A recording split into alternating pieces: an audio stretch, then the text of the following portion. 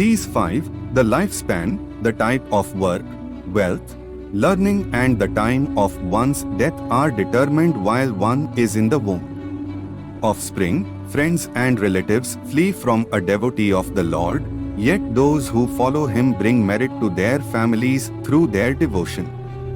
Fish, tortoises, and birds bring up their young by means of sight, attention and touch, so do saintly men afford protection to their associates by the same means.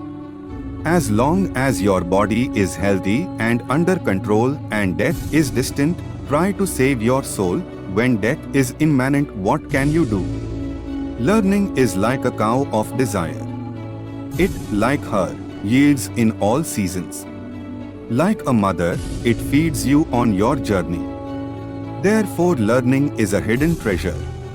A single son endowed with good qualities is far better than 100 devoid of them. For the moon, though one, dispels the darkness, which the stars, though numerous, cannot. A stillborn son as superior to a foolish son endowed with a long life. The first causes grief for but a moment, while the latter like a blazing fire consumes his parents in grief for life.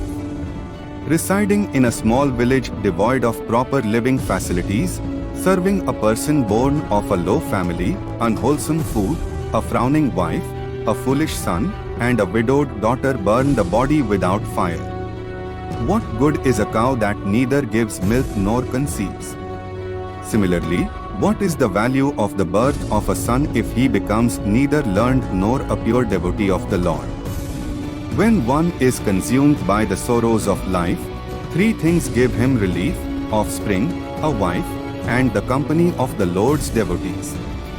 When one is consumed by the sorrows of life, 3 things give him relief: offspring, a wife, and the company of the Lord's devotees.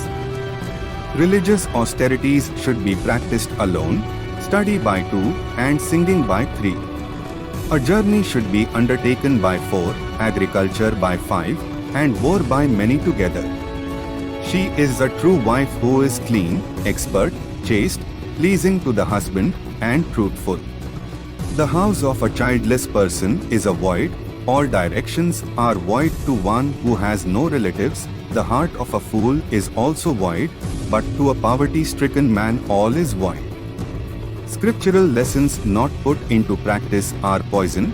A meal is poison to him who suffers from indigestion. A social gathering is poison to a poverty-stricken person, and a young wife is poison to an aged man. That man who is without religion and mercy should be rejected. A guru without spiritual knowledge should be rejected. The wife with an offensive face should be given up, and so should relatives who are without affection. Constant travel brings old age upon a man. A horse becomes old by being constantly tied up.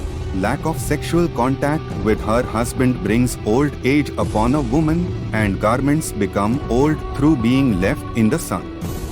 Consider again and again the following: the right time, the right friends, the right place, the right means of income, the right ways of spending, and from whom you derive your power. For the twice-born, the fire, Agni, is a representative of God. The Supreme Lord resides in the heart of His devotees. Those of average intelligence, Alpabuddhi or Kanistadhikari, see God only in His Srimurti, but those of broad vision see the Supreme Lord everywhere.